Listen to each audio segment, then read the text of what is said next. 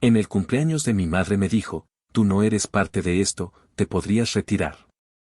Así que cancelé el show, el banquete y su regalo de 50 años, porque yo lo había pagado todo, pero como no era parte de esto, mi dinero tampoco.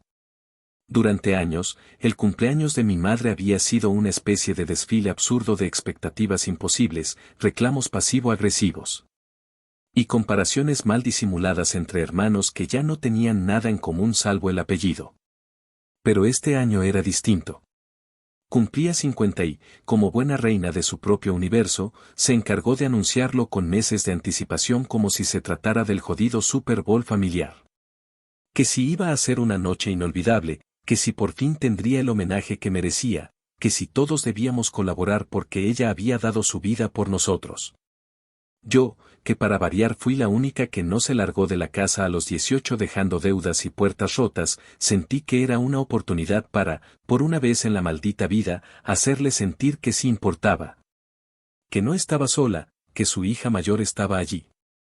Así que me puse al hombro la planificación completa sin que nadie me lo pidiera, y como idiota enamorada de la idea de una familia que nunca ha existido más allá de la foto navideña, lo hice con el corazón. Desde enero empecé a buscar salones de eventos porque ella quería algo elegante, con aire acondicionado central y techos altos, no como esas fiestas de barrio que apestan a grasa desde la entrada. Según dijo mientras escupía veneno con una copa de vino barato en la mano. Visité al menos 5 lugares, hice cuentas con lo que ganaba como asistente administrativa de una empresa de seguros y recorté cada gasto posible para poder cubrir el anticipo.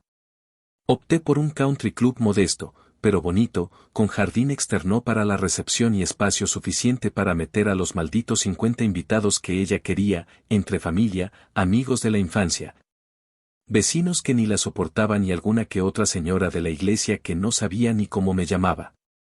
Después vino la parte del banquete, y no sé en qué momento se me metió en la cabeza que todo debía ser memorable, así que en lugar de irme por lo barato y seguro, contraté un servicio de catering que ofrecía un menú con opciones tradicionales y gourmet, incluyendo platos que yo misma nunca había probado porque, honestamente, jamás me he dado lujos. Todo lo pagué yo. Ni un peso salió del bolsillo de mis hermanos, ni de mi madre. A ellos lo único que les pedí fue que llegaran a tiempo y no armaran escándalo, aunque ni eso podían garantizar. Compré el vestido que ella había mencionado meses atrás mientras veíamos una telenovela, uno de esos momentos escasos donde parecía una madre normal y no una crítica frustrada de moda. Lo mandé traer en su talla, lo envolví con una nota que decía para que brilles como siempre debiste, y lo dejé escondido en mi armario, planeando dárselo horas antes del evento. También reservé a un grupo musical de cuerdas porque ella había dicho 1000 veces que los mariachis eran muy escandalosos y que prefería algo fino y elegante. Cada detalle lo planeé con base en sus comentarios, sus gestos, lo que me iba dejando entre líneas sin siquiera darse cuenta. Y para cerrar, encargué un pastel de 3 pisos con su nombre y una figura que la representaba, leyendo un libro con una taza de té, porque eso sí, a pesar de todo, siempre fue una lectora empedernida. En mi mente, la noche iba a ser perfecta. Iba a ser su noche. La noche en que ella dejaría de ver en mí a la hija fracasada que no se casó, que no le dio nietos, que no tiene una casa propia, y comenzaría a verme como lo que realmente soy, la única que ha estado ahí sin esperar aplausos. Sin pedirle nada a cambio. El día llegó, y desde la mañana estuve en el salón supervisando todo. Me levanté a las 5 de la mañana, ni desayuné, solo agarré café instantáneo y salí corriendo con el pelo amarrado y la ropa más cómoda que tenía, de esas que uso para hacer limpieza o cargar cosas. Coordiné a los meseros, acomodé las flores con las manos llenas de espinas porque el florista llegó tarde, revisé la distribución de las mesas. Y hasta me tocó discutir con un técnico que quería cobrarme más por conectar el sonido al sistema central. Todo lo hice sola. Y ni una queja. Estaba exhausta, sí, pero feliz. Porque, en serio, creía que valdría la pena. A las 6:30 de la tarde llegó mi madre. Se bajó de la SUV de mi hermano menor como si fuera una celebridad.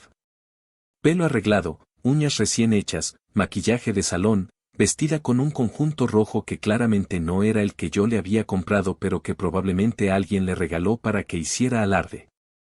Venía sonriente, altiva, con esa postura de aquí llegó la estrella que tan bien se le da.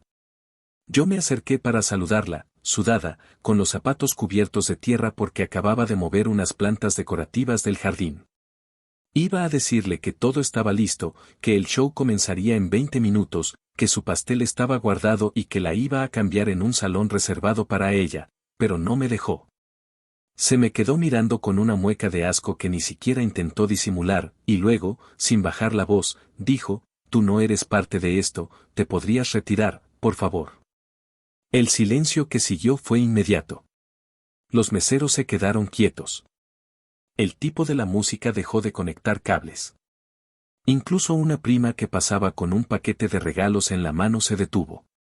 Y ahí me quedé yo, congelada, procesando no solo las palabras, sino el tono. Como si fuera una extraña. Como si no hubiera sido yo la que se rompió el culo para que esa fiesta existiera. Como si en lugar de su hija fuera una intrusa, una empleada sin uniforme a la que le estaban pidiendo que no arruinara la estética de la noche. Me tragué todo lo que sentí en ese momento, todo el ardor, todo el coraje, toda la tristeza que me apretaba la garganta como si me estuviera ahogando. No dije una sola palabra. Solo me fui al fondo, saqué el celular y empecé a hacer llamadas. Una tras otra. Cancelé el grupo musical. Cancelé el banquete. Cancelé el pastel. Cancelé el puto convertible que había apartado con una señal ridícula pero simbólica para entregárselo como sorpresa al final. Y mientras todo el mundo se iba enterando de que la fiesta estaba siendo desmontada, mi madre se dio cuenta, tarde y de golpe, que yo no solo era parte de todo eso, sino que era la única razón por la cual algo de eso existía. Cuando la vi venir hacia mí, furiosa, exigiéndome explicaciones, solo le tiré la llave del carro sobre la mesa principal, mirándola a los ojos. Y le dije que buscara a quien si fuera parte de su todo esto para pagar la cuenta. Y me largué. Dejando atrás el caos, los murmullos, los regalos sin dueño, las caras largas, las copas medio llenas. Dejando atrás a una mujer que jamás entendió el peso de sus palabras hasta que le arrancaron todo lo que había dado por sentado. Y, sobre todo, dejando atrás cualquier necesidad estúpida de ser reconocida por alguien que nunca supo qué hacer con una hija como yo. Actualización 1. Habían pasado apenas 3 días desde la maldita noche y todavía me despertaba con esa sensación de ardor en el pecho, esa mezcla jodida entre humillación, tristeza y una rabia que no encontraba por dónde salir sin terminar volviendo mierda todo lo que tenía cerca. El teléfono sonaba cada 15 minutos. Al principio no contestaba. Ni un mensaje, ni una llamada, ni un «¿estás bien?» logró atravesar el bloqueo mental que me impuse, porque sabía que si escuchaba una sola palabra más cargada de condescendencia, o si me enfrentaba a otro intento de gaslighting, iba a explotar. Pero fue cuestión de tiempo para que la curiosidad y el agotamiento emocional me vencieran y decidiera leer, una a una, todas las notificaciones que se me habían acumulado en el celular como si fueran heridas abiertas. El grupo familiar de WhatsApp ardía. Tías a las que no veía desde la última vez que hubo un velorio escribían cosas como «No puedo creer lo que hiciste, tu mamá no merecía eso, nadie te va a perdonar semejante falta de respeto». Mis hermanos, esos parásitos emocionales que no habían soltado ni $20 para la fiesta. Me acusaban de haberles hecho pasar la peor vergüenza de sus vidas y me reclamaban por no haberles avisado antes de desmontarlo todo. Y luego, claro, estaba mi madre. Una cadena de mensajes escritos entre lágrimas y rabia, donde alternaba entre rogarme que le explicara que había hecho mal, y soltar frases venenosas como «sabía que no podía confiar en ti o por eso nadie quiere estar cerca tuyo». Lo que ninguno sabía, lo que ninguno esperaba, es que yo tenía pruebas. Todas. Cada correo de confirmación con mi nombre. Cada factura pagada desde mi cuenta personal. Cada conversación con proveedores donde quedaba claro que yo, y solo yo, había hecho todo desde cero. Así que una mañana, todavía en pijama y con el café enfriándose a mi lado, abrí la laptop y escribí un mensaje largo en el mismo grupo donde me estaban linchando. sin gritar, sin insultos, sin caer en el drama barato que tanto les gusta. Solo les presenté las pruebas, una por una. Factura del salón, mi tarjeta. Contrato del grupo de cuerdas, mi firma. Recibo del pastel personalizado, pagado con mi cuenta de Selle. Reservas del catering, confirmadas desde mi correo. Y lo más hermoso, una nota de cancelación que incluía un párrafo firmado por el Country Club donde explicaban que, al ser yo la titular del contrato, la reversión de cargos aplicaba únicamente a mi tarjeta, mientras que los costos por cancelación tardía habían sido reorientados a la persona que se identificó como organizadora el día del evento. Es decir, mi madre. Para que lo entendieran bien, subí también una captura del extracto bancario con los primeros reembolsos entrando y un texto que decía: como mamá me informó esa noche que no formó parte de esto, tampoco lo hará mi dinero. Lo que siguió fue como ver caer un edificio ladrillo por ladrillo. Primero se hizo el silencio. Nadie respondió durante horas. Luego llegaron los mensajes privados. Una prima, que había estado en el evento y que, según me dijeron, se quedó con la boca abierta cuando vio desmontar las mesas en pleno inicio, me escribió para decirme que ya se olía que algo raro pasaba y que, aunque no lo decía en voz alta, muchos estaban del lado de quien puso la plata. Otra me envió una nota de voz disculpándose por no haber intervenido, por haber presenciado la humillación en vivo y no haber hecho ni dicho nada, aunque reconocía que le pareció cruel e innecesario como me trataron.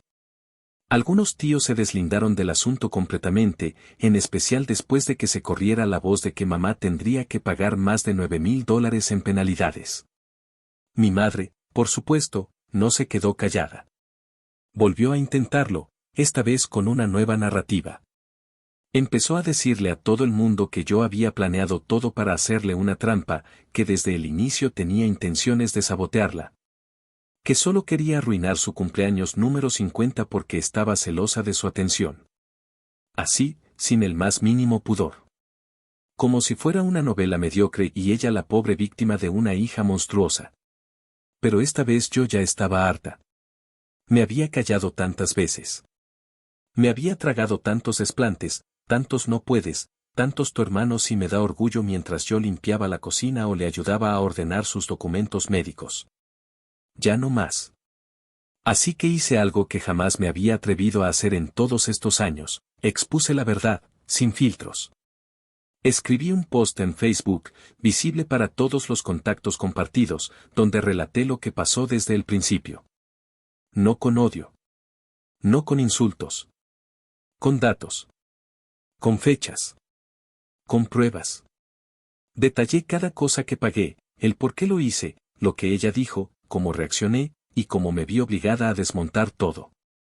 Aclaré que no me fui por orgullo, sino por dignidad. Que ya no estaba dispuesta a seguir dándolo todo a cambio de desprecio. Que no iba a seguir prestando mi vida para que ella pudiera posar como una matriarca intocable. Y al final, cerré con una frase simple: cuando alguien te deja claro que no formas parte de su historia, tienes todo el derecho de dejar de financiar el show. El impacto fue inmediato. Algunos conocidos empezaron a comentar, otros compartieron el post con mensajes de apoyo. Recibí docenas de mensajes privados de gente que jamás imaginé que prestara atención, diciéndome que había hecho bien, que me defendiera, que no me dejara manipular más. Y lo mejor fue que, por primera vez, muchos dejaron de fingir que no sabían cómo era mi madre en realidad. Se acabó esa máscara de la señora ejemplar, y eso, por sí solo, ya era una forma de venganza. Porque para ella no hay peor castigo que la pérdida del control. Yo no solo recuperé el mío. Se lo arranqué de las manos. Y aunque todavía me temblaban las piernas por todo lo que había pasado, por primera vez en años sentí que respiraba sin culpa. Que, aunque el cumpleaños más caro de su vida no se hizo, lo que sí se rompió esa noche fue el teatro entero que ella llevaba años sosteniendo sobre mi espalda. Actualización 2. Habían pasado ya un par de semanas desde que publiqué todo en el grupo familiar y en Facebook, y aunque al principio me invadió una especie de vértigo, como si estuviera esperando que me cayera encima la represalia de toda una familia entrenada para encubrir a la figura materna a cualquier costo, lo cierto fue que lo que recibí fue un silencio raro. como una calma artificial. Pero no me duró mucho. Esa misma semana me llegó una notificación a mi correo personal, un documento adjunto sin ningún tipo de presentación formal ni nombre reconocible, solo un PDF titulado Acción Legal Preliminar. Lo abrí con el estómago encogido, como si presintiera que estaba a punto de leer otra muestra del delirio de grandeza de mi madre, y no me equivoqué. Era una carta redactada con un lenguaje sacado de plantilla gratuita, en donde alguien, que firmaba como un supuesto representante legal, me informaba que mi madre planeaba demandarme por daño emocional severo, pérdidas económicas derivadas de una cancelación fraudulenta y lo mejor de todo, deshonra pública familiar. Leí esa mierda 3 veces porque no podía creer que realmente estuviera usando terminología inventada para disfrazar que lo único que sentía era vergüenza por haber quedado expuesta. Me dio tanta risa que casi me atraganto con el té. Pero la risa me duró poco, porque cuando le conté a una amiga abogada lo que estaba pasando, ella me advirtió que aunque era evidente que no había base legal, este tipo de jugadas buscaban desgastar emocionalmente. Obligarte a gastar dinero en asesoría, presionarte a retractarte por miedo al escándalo.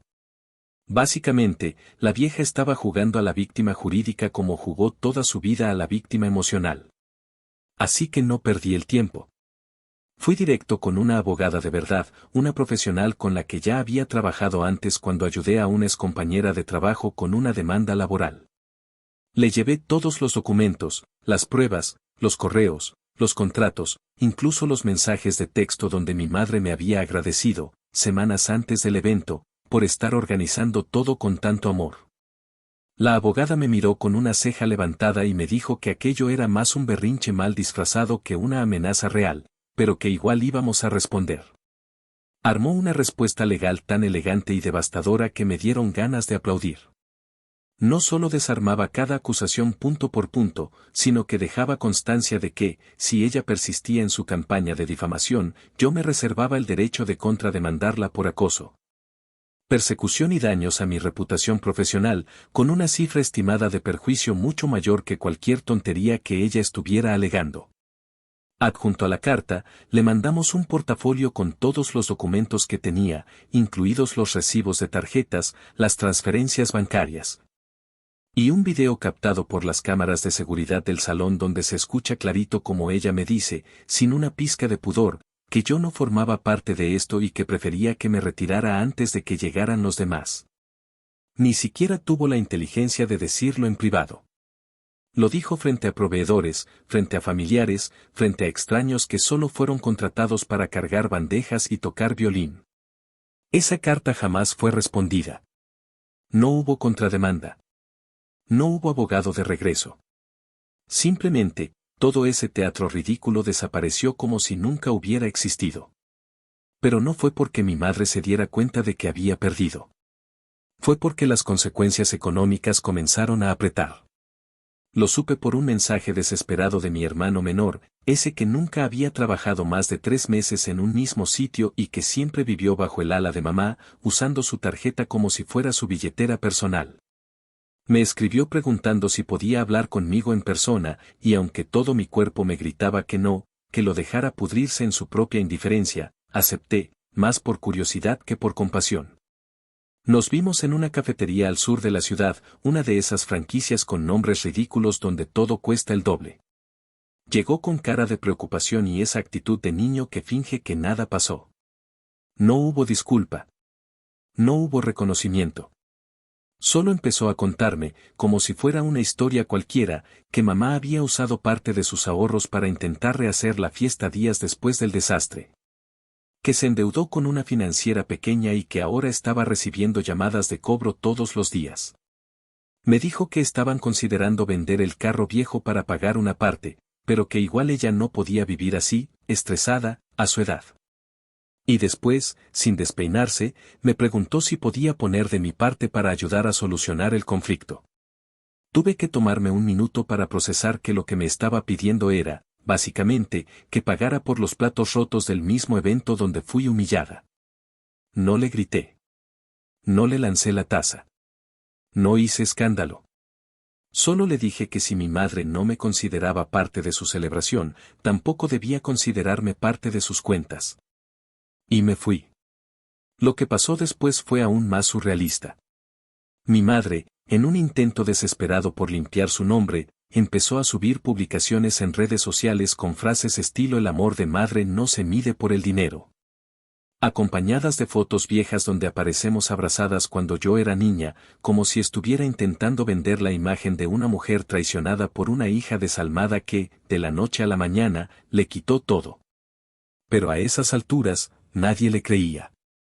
Los que me conocían sabían exactamente quién era yo, cómo me había partido la espalda por esa fiesta, y los que no me conocían ya habían leído la historia completa y habían visto las pruebas. Era como ver a alguien pataleando en arenas movedizas mientras grita que está siendo empujado. Solo que nadie lo empujó. Se lanzó sola. Y lo peor de todo, lo hizo creyendo que el mundo le debía una ovación por el salto. Así que mientras ella se hundía en sus propios enredos, yo decidí hacer algo distinto con todo el dinero que había recuperado. Porque sí, me habían hecho los reembolsos.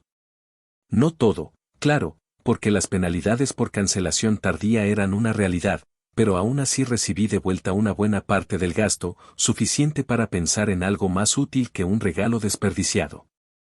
Empecé a buscar apartamentos pequeños, no en plan capricho, sino como inversión. Me puse a investigar sobre propiedades en venta en zonas no tan costosas, y terminé encontrando un estudio acogedor al norte de Austin, nada lujoso, pero con potencial. Firmé los papeles un viernes por la tarde, justo el mismo día que mi madre volvió a compartir otra publicación en Facebook con la frase "cuando los hijos se olvidan de quien les dio la vida. El alma de una madre sangra en silencio". Respondí con una sola imagen, las llaves del apartamento, colgando de un llavero que decía "hogar no es donde naces, es donde te tratan como si importaras". No hubo necesidad de decir nada más. Porque en ese momento entendí que ya no necesitaba que ella reconociera lo que hice, ni que me pidiera perdón, ni que volviera arrastrándose. Lo que hice fue arrancarla de mi pecho como una espina que llevaba demasiado tiempo ahí, y en su lugar, me construí algo propio. Algo que sí me incluyera.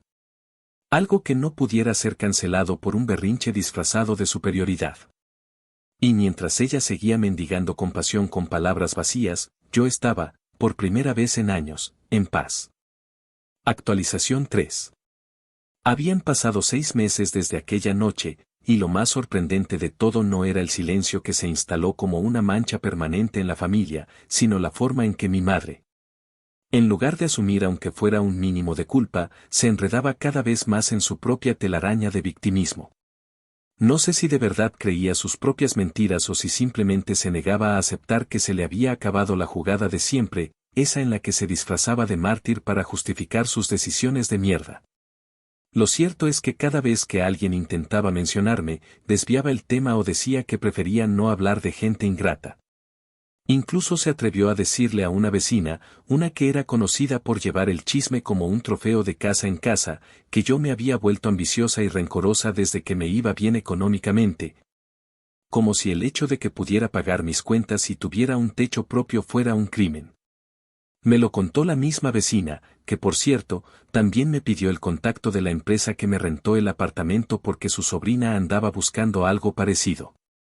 La ironía no podía ser más deliciosa. Para ese entonces, mi madre ya estaba hasta el cuello en deudas.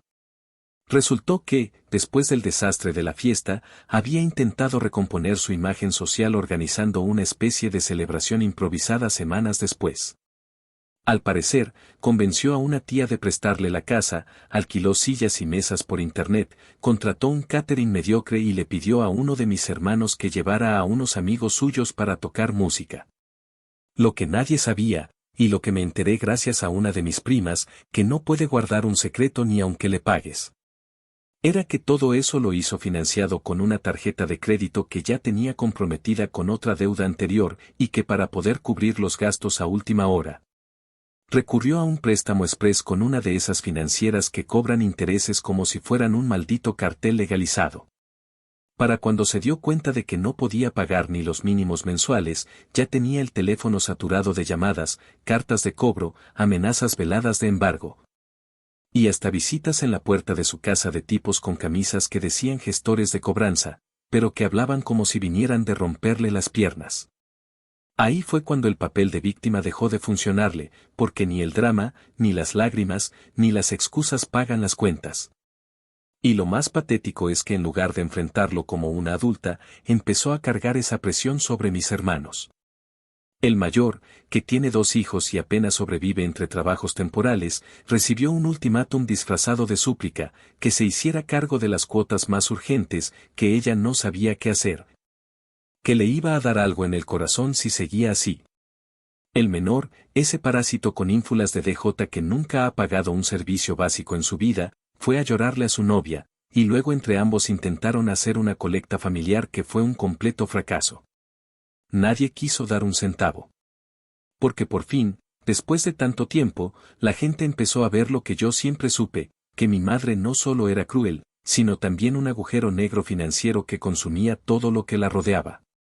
Entonces, como último recurso, intentaron otra vez acercarse a mí. Primero lo intentaron con mensajes neutrales, esos que se disfrazan de preocupación: solo queríamos saber cómo estás, te extrañamos, mamá está muy mal, ¿no sería más fácil si todos dejáramos esto atrás? No respondí. Después vinieron los indirectazos en redes, posteos con frases como a veces la familia duele más que los extraños, y una joya que me hizo reír en voz alta: una madre puede perdonar 1000 errores, pero jamás olvidará cuando su hija le quitó el suelo bajo los pies. Era tan exagerado que parecía escrito por un guionista de telenovelas malas. Lo que no se esperaban es que yo ya no estaba ni cerca de caer en esa trampa emocional. Mi vida estaba avanzando. Empecé a trabajar freelance como apoyo administrativo desde casa, conseguí 3 clientes estables y con eso logré no solo cubrir los gastos del apartamento, sino empezar a ahorrar. Cosa que no había podido hacer nunca mientras vivía en casa de mi madre, porque todo mi ingreso se iba en cubrir huecos que no eran míos. Cambié mi número personal, cerré mi cuenta de Facebook y solo mantuve Instagram con un perfil nuevo, privado, solo para amigos reales. Nadie tenía acceso. Ni mi madre, ni mis hermanos, ni mis primas que viven con la nariz metida en lo que no les importa. Me desconecté por completo. Por fin. Pero como el universo tiene un sentido del humor retorcido, un día cualquiera, mientras hacía compras en el supermercado, me encontré de frente con una de esas tías que siempre habían defendido a mi madre como si fuera una santa canonizada por error. Me saludó con esa voz fingida de quien quiere hacérsela cordial y enseguida me preguntó si ya estaba más tranquila, si ya había dejado de hacer dramas. Respiré hondo y le dije, con una sonrisa que me salió más como advertencia que como cortesía, que yo no hice ningún drama. Que lo que hice fue terminar de una vez por todas con un ciclo de abuso que todos se habían encargado de permitir. Le deseé un buen día y seguí caminando con el carrito lleno. Me sentí como una jodida adulta funcional, como una mujer que por fin había dejado de buscar validación en la gente equivocada. Y entonces llegó el momento más simbólico de todos. Usé parte de mis ahorros para hacer un viaje corto, solo 3 días, a una cabaña en las afueras, sin internet, sin señal, sin contacto con nadie. Llevé libros, mi laptop solo para escribir, y una caja con las cartas, fotos y recuerdos que durante años había guardado de mi madre. Cosas que me resistía a botar porque en el fondo una parte idiota de mí pensaba que algún día iba a cambiar. Esa noche, al calor del fuego, rompí cada una de esas mierdas. No con odio, sino con una calma helada. Las vi arder como si fueran restos de una versión mía que ya no existía. Esa que se arrastraba para recibir migajas. Esa que creía que el amor se tenía que rogar. Esa que confundía sacrificio con lealtad. Me prometí que no iba a mirar atrás, que no iba a caer otra vez. Y lo he cumplido. Volví a casa con la sensación de haber enterrado un fantasma. Y lo más jodido, lo más cínico, es que mientras todo eso pasaba, mi madre volvió a llamarme. Me dejó un mensaje de voz con voz temblorosa, fingiendo que estaba enferma, que no podía dormir, que sentía que su vida se estaba desmoronando y que solo quería ver a su hija aunque sea una vez más. No respondí. Porque ya no soy esa hija. Ya no soy la misma. Ahora soy la persona que se encargó de derrumbar su propio infierno para poder respirar. Y nadie, absolutamente nadie, me va a hacer volver a ese lugar. Actualización 4. Un año después de todo el escándalo, cuando ya pensaba que ese capítulo estaba más que enterrado y oxidado, mi madre volvió a aparecer, pero esta vez de una forma que no me esperaba. No fue con insultos, ni con reproches, ni siquiera con esa actitud pasivo-agresiva que siempre usaba cuando quería manipular sin mancharse las manos. Fue con un vestido blanco crema, con el maquillaje corriéndosele por el sudor, el cabello lleno de laca y una expresión fingidamente maternal que solo consiguió darme asco. Se presentó en el estacionamiento del lugar donde celebrábamos mi boda, mi propia boda, la que había planeado con tiempo, cariño, sin pretensiones ridículas, sin aplausos forzados. Solo con la intención de compartir mi felicidad con la gente que sí estuvo cuando más lo necesité. Pero claro, alguien dentro del círculo, todavía no tengo claro si fue por descuido o por chisme, le había hecho llegar la fecha y el lugar. Y ella, que durante todo ese tiempo no había dicho una puta palabra de verdad, decidió que era el momento de aparecer con su espectáculo. No se molestó en disimular ni por un segundo que no estaba invitada. Se plantó delante de los guardias de seguridad llorando a gritos, diciendo que era la madre de la novia, que no podía creer que su propia hija la hubiera excluido del día más importante de su vida, que tenía derecho a estar presente, que se sentía enferma del corazón y que lo único que quería era darme su bendición.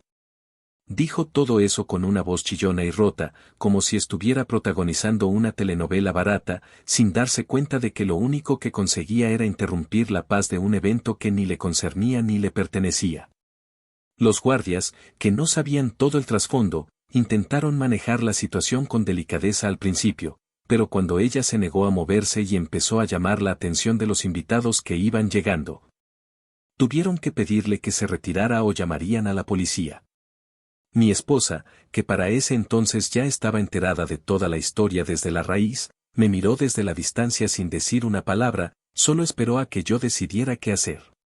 No quise darle más protagonismo. No valía la pena.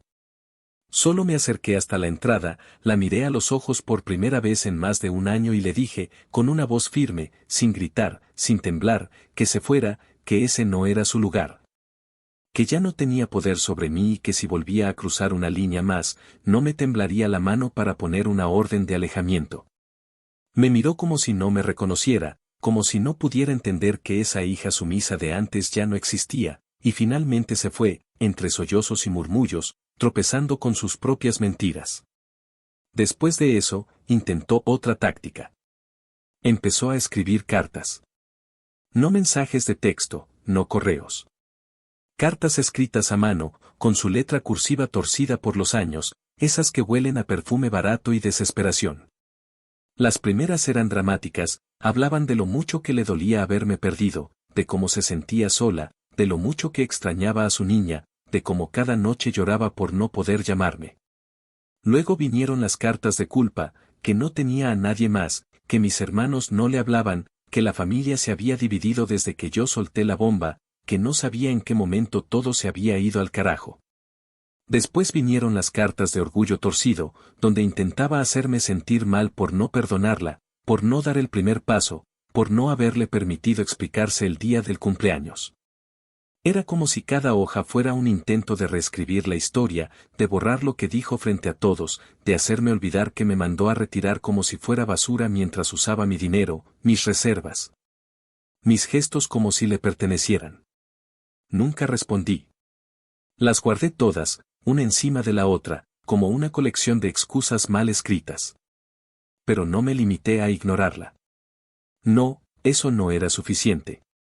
Lo que hice fue tomar esa energía, esa necesidad de justicia que me hervía por dentro, y la convertí en orden. Me puse seria con mis finanzas, me inscribí en un curso de administración de negocios pequeños y empecé a manejar mi trabajo freelance como si fuera una empresa de verdad. Conseguí más clientes, estructuré mis horarios, creé una pequeña página donde ofrecía mis servicios, y para cuando el año se cerraba, ya no solo estaba ahorrando. Estaba generando más de lo que jamás pensé que podía sin tener que arrastrarme ante nadie.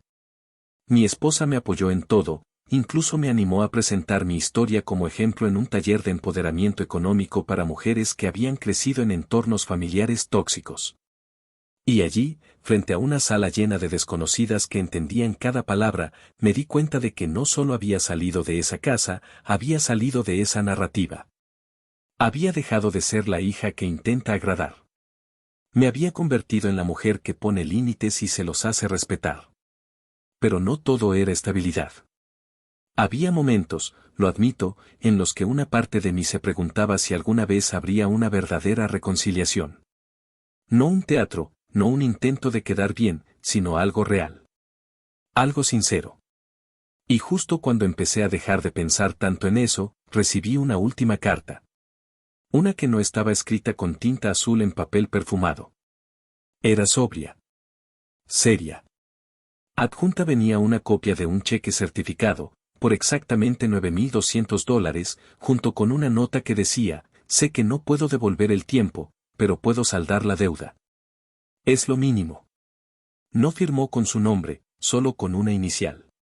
No lloriqueó. No escribió frases dramáticas. Era, por primera vez, algo parecido a asumir responsabilidad.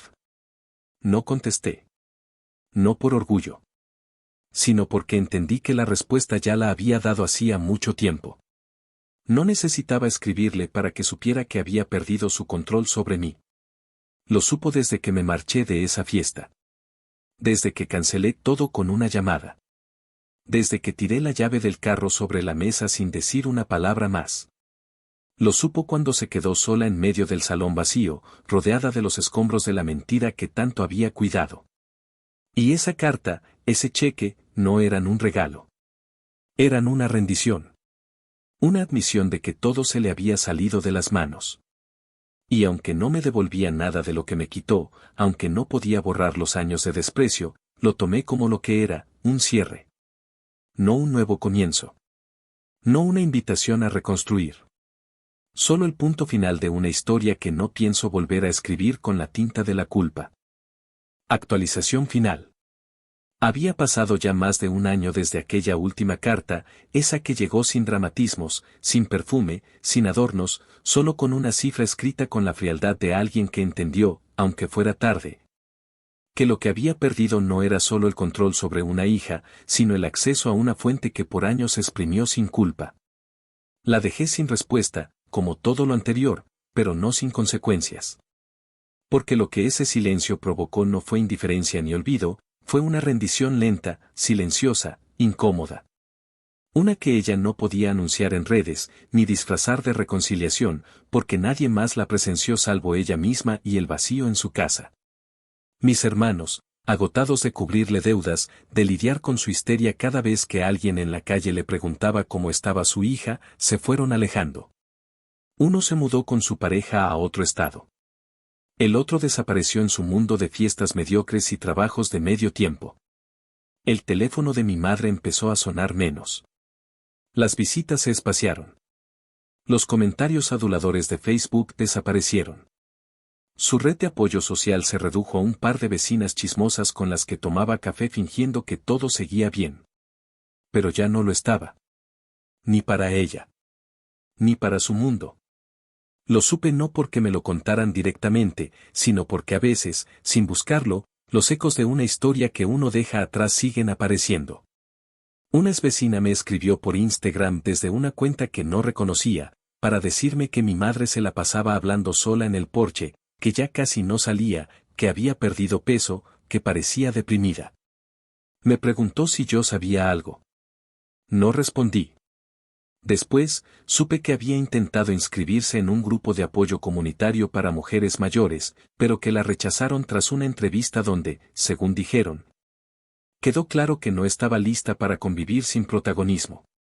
Me lo comentó una amiga que trabajaba como voluntaria en uno de esos centros. Me lo dijo como si me pidiera una reacción, una lágrima, algo. No dije nada.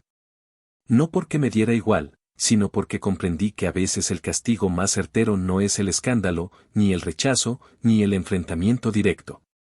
A veces el castigo más profundo es que el mundo te ignore. Que la gente te vea y no te escuche. Que se den cuenta solos de lo que tú eres, sin que nadie tenga que gritarlo por ti. Y eso le pasó a mi madre.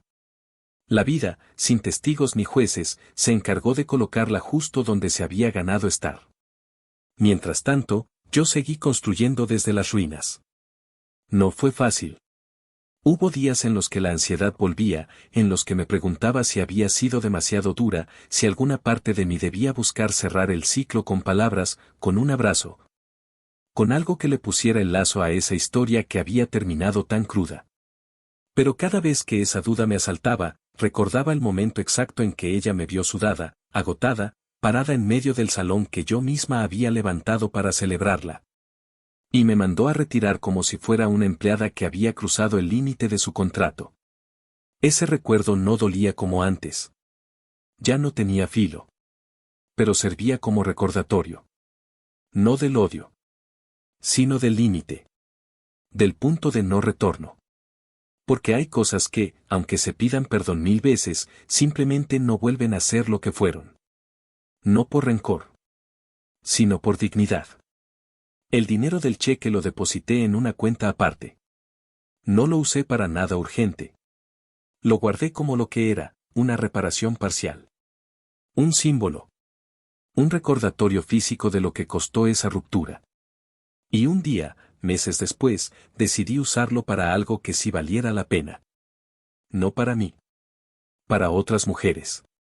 Contacté una organización local que ayuda a mujeres jóvenes a escapar de entornos familiares abusivos. Les ofrecí cubrir 3 becas de emergencia para quienes necesitaran alojamiento temporal mientras encontraban trabajo. Me reuní con la coordinadora, le conté mi historia, sin nombres, sin morbo, sin necesidad de que se supiera quién era yo exactamente.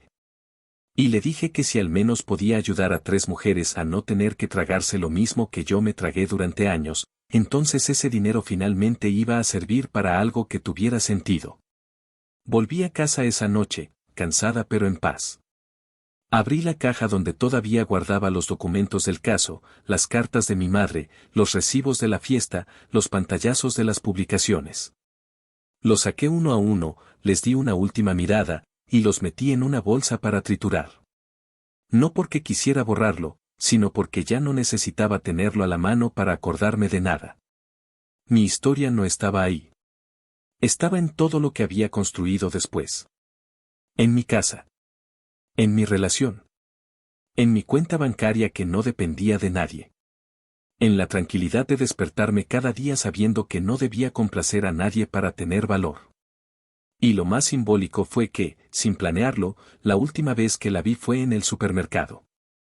Estaba sola, empujando un carrito casi vacío, revisando cupones con una expresión perdida. Me miró, me reconoció, y en lugar de acercarse o decir algo, bajó la mirada. Yo no me detuve. No por crueldad. Sino porque ya no había nada que decir. Nada que rescatar. Nada que reconstruir. Solo 2 personas que se cruzaban como extrañas, con historias compartidas que ya no pesaban igual para ambas. Y mientras yo salía con mis bolsas llenas, pensando en lo que cocinaría esa noche con mi esposa, entendí algo que nunca había podido verbalizar del todo: el verdadero final no llegó el día que cancelé la fiesta. Ni cuando rompí las cartas, ni cuando deposité el cheque. El verdadero final fue ese. Cuando ya no me tembló el alma por verla. Cuando su imagen no removió nada. Ni ira. Ni tristeza. Ni compasión. Solo indiferencia. Y ese, créeme, fue el regalo más caro que me hizo todo este proceso, el día en que ya no me importó. Porque solo cuando alguien deja de dolerte, de verdad, es cuando recuperas por completo tu lugar. Y ese lugar ya no se lo pienso devolver a nadie.